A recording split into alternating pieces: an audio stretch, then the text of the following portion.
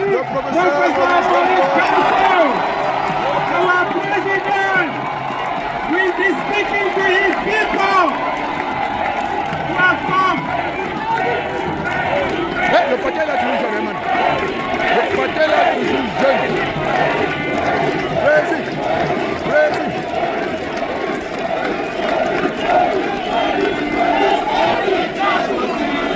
Mais le paquet là, moi je les gars, tu as tellement la cheminée dans la même la cheminée dans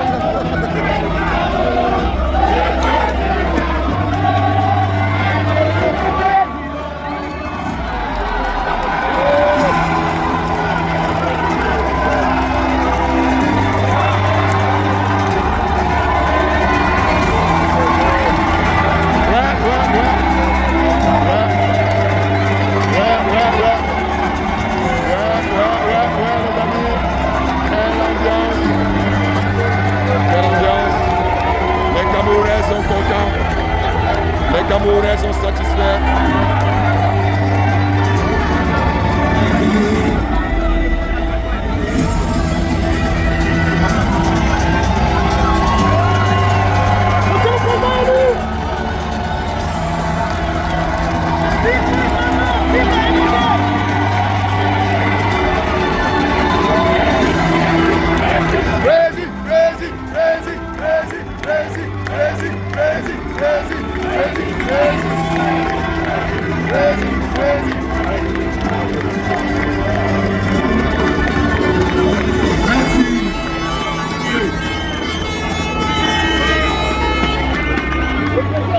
Il est chaud, debout, il est debout.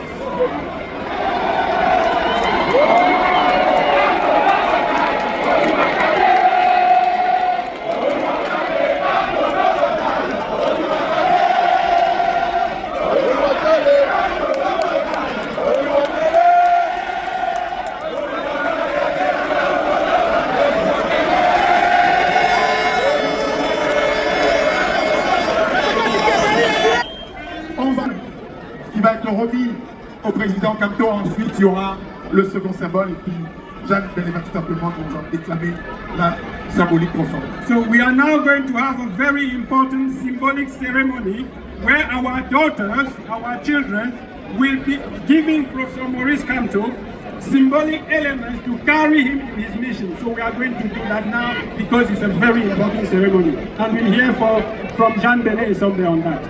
Alors nous avons des enfants de la deuxième et troisième génération d'immigrés que le Cameroun n'a pas accueillis jusqu'alors et qui comptent sur le professeur Maurice Kamto pour que cette patrie dont ils n'occupent pas la terre mais qui est dans leur cœur reste la leur, où qu'ils soient, d'où le symbole de ce drapeau. Nous vous donnons la clé pour ouvrir les portes de la cité à la diaspora. Nous comptons sur vous pour nous ouvrir les portes, que nous nous sentions chez nous, que nous soyons belges, américains, français. Nous sommes le Cameroun. Merci.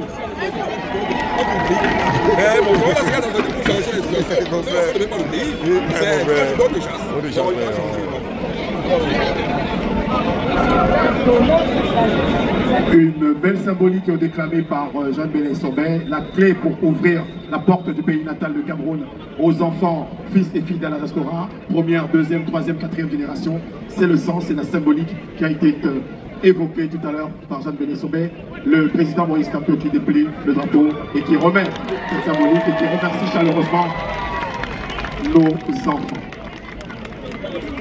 Monsieur le Président, à vous. Professor Maurice Kamto, est-ce que le Cameroun est là? Oui. Est-ce que le Cameroun m'entend? Oui. Est-ce que l'Afrique est là? Oui. Yes. La voix rayonne. Alors, je suis prêt. Oui. Je suis prêt. Et comme un Africain profondément enraciné, nous savons, lorsque vous allez de votre village à un village et que vous êtes accueillis avec bienveillance, vous faites savoir votre satisfaction. Alors je voudrais dire aux autorités de ce pays, et en particulier de cette ville, combien nous sommes reconnaissants de l'accueil qu'ils nous réservent à cette place exceptionnelle de la République qui marque leur histoire et qui peut-être est le début de la nôtre jusqu'au pouvoir de l'autre.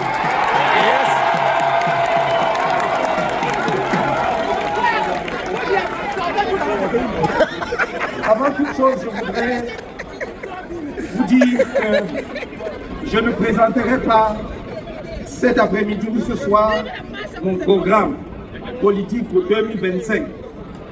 Je réserve ce privilège aux Camerounais qui sont sur le territoire du Cameroun pour une raison simple. Bien que la diaspora soit chère à mon cœur, nous voulons gouverner le Cameroun, pas la France. Yes. Alors c'est à eux que je dévoilerai le programme en premier, mais vous l'aurez bien entendu. Vous l'aurez dans toutes les versions. Je vais vous dire seulement cet après-midi ou en cette fin de journée quelques idées qui me sont chères dans mes rapports avec la diaspora et par rapport aux perspectives de notre pays. Quelle belle soirée pour faire passer un message. Mon message, je suis le messager ici, aujourd'hui à Paris, je suis le messager de l'unité foncière du Cameroun, de l'unité structurelle du Cameroun, de l'unité ontologique. Ceux qui sont jaloux vont vous dire, ah, il va seulement à Paris bavarder et machin. Qui nous laisse la possibilité d'organiser librement nos meetings au Cameroun. Et on fera 10 fois comme ça. Le message que je vous envoie, que personne ne vous divise. Vous pouvez avoir des désaccords. Vous avez même été verbalement violents les uns contre les autres. Mais n'oubliez jamais qu'une maison divisée est toujours une maison perdue. C'est difficile à admettre. Il y a eu beaucoup de violence. Mais nous devons être capables, justement, de grimper au sommet de la montagne. Et grimper au sommet de la montagne, c'est avoir la capacité de dépasser ses propres douleurs. Sinon, moi-même, je serais incapable de pardon. Pourtant, j'ai déjà pardonné à tout le monde. Voilà. C'est pour cette raison-là que j'ai dit avant 2018, que j'ai répété en 2018, que j'ai dit en 2020 et que je répète devant vous ce soir, que moi, quand vous m'aurez fait l'honneur, l'insigne honneur, la confiance de me confier les rênes de notre pays, vous pouvez être sûr, rien n'arrivera à M. Biya et sa famille. Rien. Je m'en porte garant. Je n'ai pas le temps pour la haine. Le président n'a pas le temps pour la haine. J'ai le temps pour bâtir le Cameroun avec vous. J'ai le temps d'effacer, de supprimer tous les obstacles qui vous empêchent d'aller et venir, d'apporter toutes vos connaissances, vos contributions au Cameroun. Ce sont ces obstacles, ces barrières que nous allons éliminer dans les 3 mois qui suivent notre arrivée au pouvoir. Plus personne d'entre vous ne sera stoppé à l'aéroport pour des motifs fallacieux. Plus personne. Et j'ai dit, je le redis, nous allons établir non seulement la binationalité, mais la plurinationalité.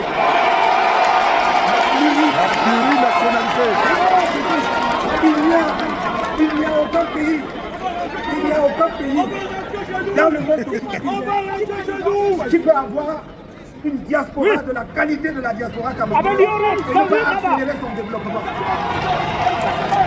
Et tous les pays qui, en une seule génération, ont changé complètement la donne, comme la Chine hier, le Vietnam aujourd'hui, même le Maroc non loin de chez nous, c'est ceux qui ont activé leur diaspora et qui les ont accueillis les bras ouverts, qui les ont mis au centre du processus du développement. C'est ce que je voudrais faire avec vous. Portez ce message partout. Que tous les Camerounais qui m'entendent aujourd'hui, je sais que si vous êtes là si nombreux, c'est parce que vous aimez votre pays. Personne d'entre vous n'aurait sacrifié son samedi, jour de repos, s'il n'était viscéralement attachés à ce pays. S'il ne t'aimait pas, c'est un signe qui doit nous parler. Et pour moi, c'est un signe qui me parle depuis très longtemps déjà, parce que je peux prétendre, sans validité aucune, être le premier homme politique qui a posé le problème de la diaspora sur la scène camerounaise. Allez regarder, déjà en 2012, dans notre projet de société, mais bien avant. Et j'ai toujours dit, si la diaspora est dure vis-à-vis des dirigeants de notre pays, c'est qu'ils aimeraient tellement que les choses marchent mieux et que leur pays se développe plus vite. C'est parce que leur pays. Yes.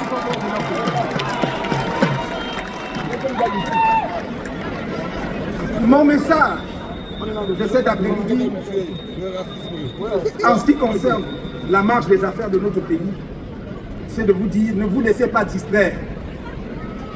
En 2020, à cette même place, il y a exactement 5 ans et 4 mois, je vous disais, je vois clairement là où nous allons. Je vois. Et on y est arrivé, 2025, c'est la gare. Yes. 2025, c'est la gare. Où ça passe, ça casse. Mais c'est la bataille. C'est raison de dire, ça ne peut pas être la bataille d'un parti politique seul. Ça ne peut pas être la bataille d'un individu. Il n'y a pas de messie. Et quand bien même il le serait, il faut encore qu'il y ait des gens derrière lui. Non. La bataille de cette année, qui est la mère des batailles politiques depuis l'histoire politique du Cameroun, cette bataille est celle du peuple camerounais tout entier. Depuis une dizaine d'années, je vous montre méthodiquement pourquoi vous devez être prêts à vous battre.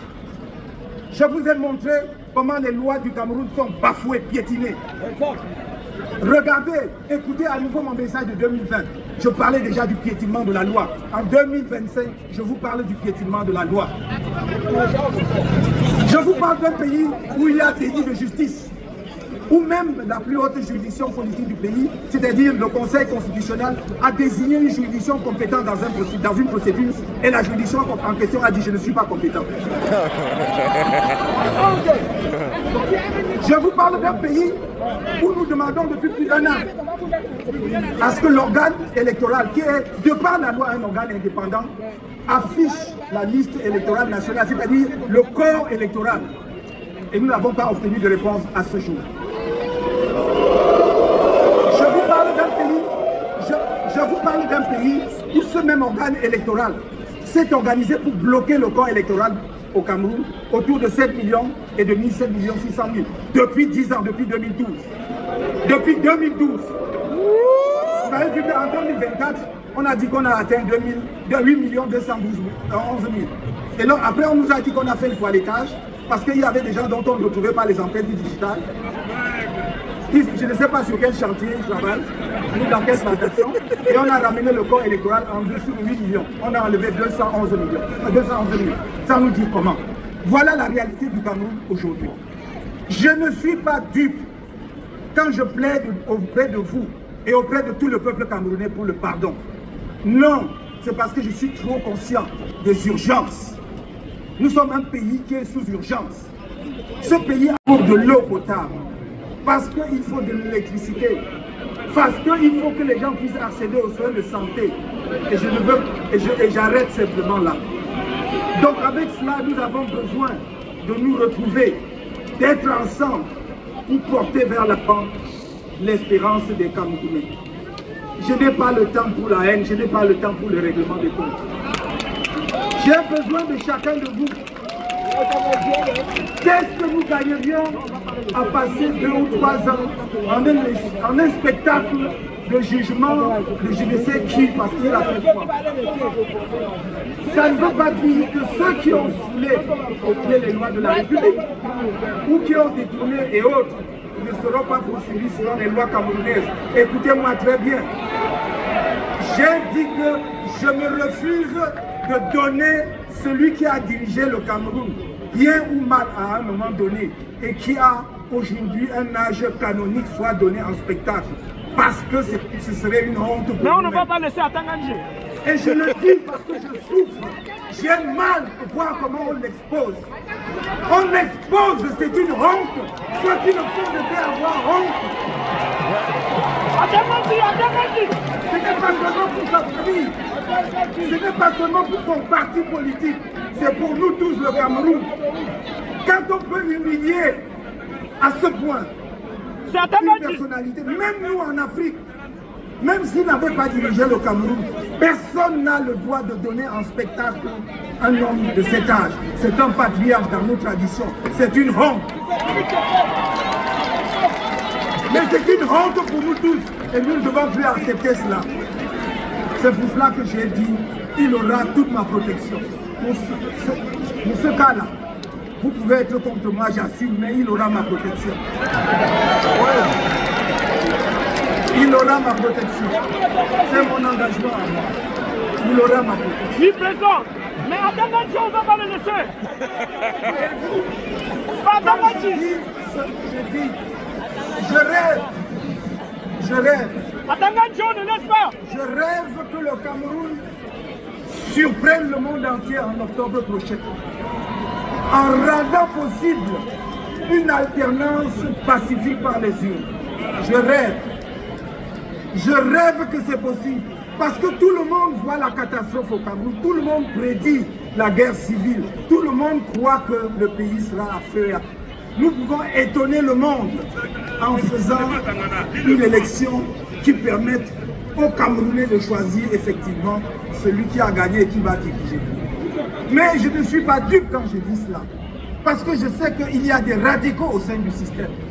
Il y a des extrémistes au sein du système qui pensent que cela n'arrivera jamais de leur vivant. Mais à ce moment-là, à l'impossible,